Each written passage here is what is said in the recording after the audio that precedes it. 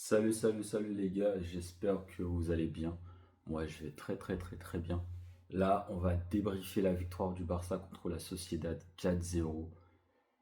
Match de Liga, les gars, franchement, pour un dimanche, 16h15, on avait peur. On se disait, mais putain, qu'est-ce que c'est chiant de jouer à ces horaires-là. Mais là, les gars, là, le rendu, les gars, c'est un truc de fou. C'est un truc de fou.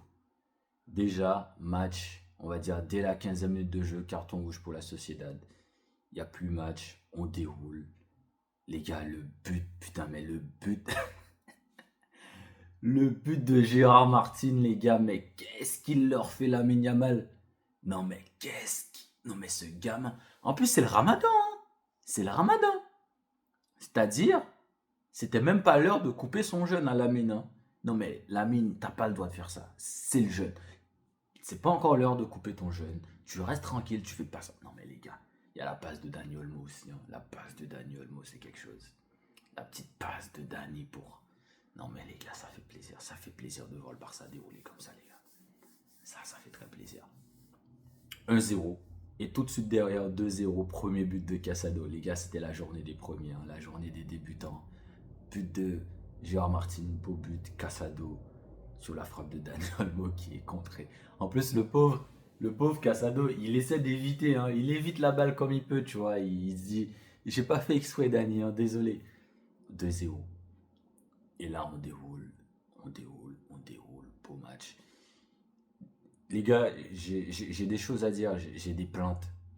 Aujourd'hui, j'ai encore des plaintes. On gagne 4-0 contre la Sociedad à la maison avec un carton rouge. Le carton rouge, ça fait partie du jeu.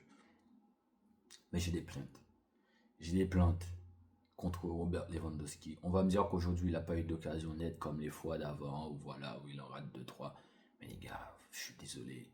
Je pense que cette équipe-là a vraiment besoin d'un numéro 9, d'un mec jeune, d'un mec capable d'apporter quelque chose, de marquer des buts, ce genre d'occasion. Parce que, après, oui, c'est un match où tu vois qu'il y a des mecs qui sont pas dedans, qui essayent de faire un petit truc. T'as la Yamal qui essaie de mettre son but parce que ça fait un moment qu'il a pas marqué en Liga. Parce qu'on sait, on voit que ça joue dans sa tête les critiques comme quoi ça fait. Les gars, ça fait depuis octobre, hein, contre le Real, hein. Novembre, décembre, janvier, février, mars, ça fait bientôt 5 mois qu'il a pas marqué en Liga.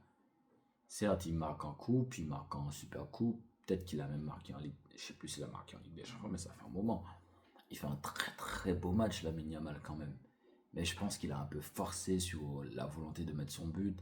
Il y a aussi Rafinha qui fait un match pas du tout, pas terrible. Pas terrible. Le match de Lewandowski, son but sur la frappe de. D'ailleurs, c'est le quatrième but sur la frappe de Ronald Araujo. Mais c'est quand même un match pas terrible, hein, depuis quelques temps. Les gars, il y a quelque chose, je vais vous dire, qui est paradoxal. Je pense que c'est là où on se rend compte, c'est là qu'il faut se dire que le foot, c'est pas que le stade. On le sait, il y en a, ils le savent, mais ils n'arrêtent pas d'insister là-dessus, d'essayer de faire genre, de raconter genre.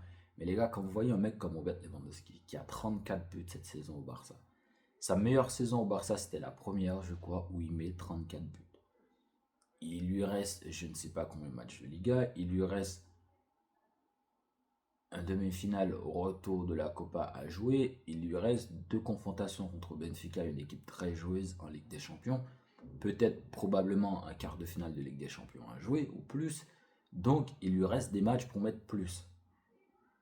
Mais les gars, c'est de loin sa pire saison au Barça. C'est peut-être même sa pire saison de sa carrière. Les gars, vous vous rendez compte? Et là, au niveau des stats, c'est pas la même chose. Mais je pense que les mecs qui tout le temps qui te sortent des stats pour parler des joueurs, ils devraient se poser des questions, s'asseoir sur ces stats-là, Lewandowski, et se dire, mais en fait, peut-être que il y a quelque chose à voir par rapport aux stats. Bon, on va pas s'attarder là-dessus, c'est un détail. C'est un détail. Sinon, très beau match de Gérard Martin, parce qu'il y avait des mecs qui avaient des retenues, hein, vis-à-vis de Martin, en mode ils ont peur. Les gars, je vais vous dire quelque chose. Si on n'est pas capable de gagner des équipes contre la Sociedad en changeant deux joueurs, c'est qu'on, dans nos 11, c'est qu'on n'est pas capable de gagner la Ligue des Champions, les gars. Parce que tu vas pas jouer tous les matchs de Ligue des Champions avec le même 11. Il va falloir sortir des mecs. Tu vas pas pouvoir gagner tous les matchs 3-4-0 et faire tourner au bout d'un moment à la fin quand on a plus, quand tu as besoin de faire tourner. Non, il va falloir faire des changements où les mecs sur le banc t'apportent quelque chose, pardon. Donc si, même contre Sociedad, ils peuvent pas t'apporter quelque chose, Capot t'oublie. Même la Liga, tu peux pas la gagner comme ça. Parce qu'il y a des moments où tu dois faire tourner.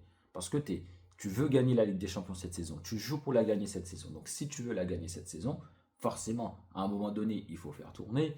Il faut accepter peut-être de lâcher des points en Liga. Ou au mieux, de lâcher des prestations, on va dire, type fin de deuxième mi-temps d'aujourd'hui, les 30 dernières minutes. Type ton avant-dernier match de la Liga où tu gagnes 1-0 contre les Ganes. C'est des prestations pas terribles, mais ça t'apporte la victoire. C'est des prestations peut-être pas ouf, mais voilà. C'est ça le jeu en fait. C'est comme ça. Moi, quand on me dit, parce que les gars, j'ai vu des mecs s'inquiéter parce qu'il y a Araujo, les gars, vous imaginez à quel point. Non, mais les gars, vous foutez de moi. C'est quand même Araujo. Il a fait une connerie contre PSG, c'est passé. Oui, ça fait un moment qu'il est blessé, il y a des matchs où tu te dis il y a des choses à se reprocher, mais le mec il revient de blessure, etc. Donc non, je ne veux pas m'inquiéter contre la Sociedad parce qu'il y a Ronald Araujo, les gars, faut pas se foutre de ma gueule quand même au bout d'un moment. Ou même parce qu'il y a Gérard Martin. Et on l'a vu, on s'est facilité le match. On s'est facilité le match. Après les gars, il y a deux choses, il y a une chose sur laquelle je vais revenir. Je regardais le match sur BeIN, les gars, il y a Omar Da Fonseca, j'ai pas envie de le tacler parce que c'est un commentateur que j'aime beaucoup écouter. C'est-à-dire, des fois, il te fait rigoler. C'est même pas des fois, c'est qu'il te fait souvent rigoler. Omar Da Fonseca, faut se dire ce qu'il est. Et quand je vois un mec comme lui me chanter qu'il faut changer les règles, que ce carton rouge qui facilite le match au Barça, qui fait qu'on n'a pas match, il faudrait. Et là, tu as Benjamin à côté qui lui dit, mais Omar, il y a rouge, c'est rouge. Oui, il y a rouge, mais il n'y a pas de mais en fait. En fait, moi, ce qui commence à me taper sur le système avec cet homme que j'admire beaucoup, c'est que tu as l'impression qu'il a deux discours différents quand il s'agit du Real ou du Barça. Parce que moi, je regarde pas le Real en Liga, pas du tout, je regarde rarement des matchs du Real en Liga, à part exception quand ça joue contre l'Atlético, quand ça joue contre le Barça normal, ou quand il y a une grande affiche, ou quand voilà. Mais sur une saison de Liga, je peux dire, où il y a 38 matchs, je regarde grand maximum 6 matchs du Real, quoi, sur une saison de la Liga. Après, oui, quand il y a un hit watch à faire, voilà, tu arrives 85e, l'équipe adverse mène pardon, au score, tu dis, je un hit watch. Là où je veux en venir, c'est que souvent, des fois, t'entends Omar parler du Real, du genre, ouais, le Real, même quand ils sont pas dedans, t'as l'impression qu'ils sont nuls, ils décident de quand accélérer le jeu, ils décident en mode, ils essaient de te vendre une équipe. En fait, dans sa tête, cette équipe n'est jamais nulle, cette équipe fait jamais rien de mal, rien de mauvais, cette équipe fait tout bien. C'est juste que cette équipe décide de quand accélérer. En fait, quand le Real est nul dans un match et le Real finit par gagner, c'est que c'est une équipe qui décide de quand accélérer, de quand appuyer sur le bouton, comme il dit souvent. Et les gars, ce même mec qui, tous les jours, il essaie de trouver un truc, soit le piège du hors-jeu, aujourd'hui le fameux carton rouge qu'on n'aurait pas dû donner parce qu'après le Barça déroule, le Barça gagne 2-3-0 et ça joue à la baballe, ça le dérange parce qu'il n'y a pas de spectacle. Ou le piège du hors-jeu, ouais, qu'est-ce que ça va donner contre un tel, contre une équipe joueuse, les gars, on a joué, j'ai envie de te dire Omar, on a joué le Real, on a joué le Bayern, on a joué Dortmund, on a joué toutes ces équipes-là, on a joué de la même façon. Oui, on n'a pas encore joué Liverpool, oui, on n'a pas encore joué le PSG, mais on a joué les autres, Omar. Et c'est pareil. En fait, moi, parce que moi, j'adore regarder mes matchs sur Beansport, parce que sur Beansport, il n'y a pas que Omar, hein. Il y a Benjamin qui est très intéressant, il y a la team Angleterre, il y a la team qui commente les matchs de Bundesliga. C'est très intéressant de regarder ces matchs sur Bean, les gars. Mais je pense ce discours à, à double commande, qu'il s'agit du Real ou du Barça d'un côté comme de l'autre, j'apprécie pas du tout. Je pense que c'est limite de la mauvaise foi de parler comme ça d'une équipe. Parce que quand c'est le Real, ça te vend une équipe qui sait quand appuyer sur le bouton, qui décide quand accélérer le match. Parce qu'il n'y a pas d'équipe qui décide quand accélérer, les gars. Il y a des équipes qui savent souffrir, qui attendent d'avoir leur chance, qui en profitent comme le fait souvent le Real Madrid. Mais il n'y a pas d'équipe qui décide, il n'y a pas d'équipe qui choisit d'être nulle. Quand ils sont nuls dans un match, ils sont nuls, c'est tout. C'est tout. Quand ils sont nuls et qu'ils finissent par avoir la victoire parce que l'adversaire n'a pas su profiter de son temps fort, l'adversaire n'a pas su appuyer là où il fait mal, c'est tout. Il n'y a pas d'équipe qui fait ça. Il n'y a pas. C'était le point. Franchement, je pense que c'est quelque chose. J'aurais aimé un jour avoir cette discussion avec Omar, même si je pense que je rêve. Peut-être, mais enfin, voilà.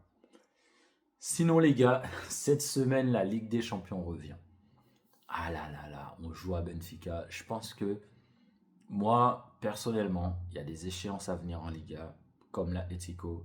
Il faut absolument que le Barça assure sa qualification à Lisbonne. C'est beaucoup demandé. Je suis en train peut-être de demander l'impossible parce que c'est pas simple de se dire je vais assurer ma qualification à Lisbonne parce que le Benfica c'est comme une équipe joueuse pardon. Je pense qu'il faut qu'on soit capable de jouer là-dessus, d'aller chercher pas forcément la qualification, mais une avantage. Deux buts d'écart, ça serait pas mal quand même. 3, c'est excellent. Tu as 3 buts d'avance, tu arrives à la maison, tu es tranquille, mais minimum 2 buts d'avance. Et de s'assurer une tranquillité pour le match retour. Ah mon dieu. Le match c'est mercredi 21h. Voilà. Sinon mardi, on va regarder des matchs.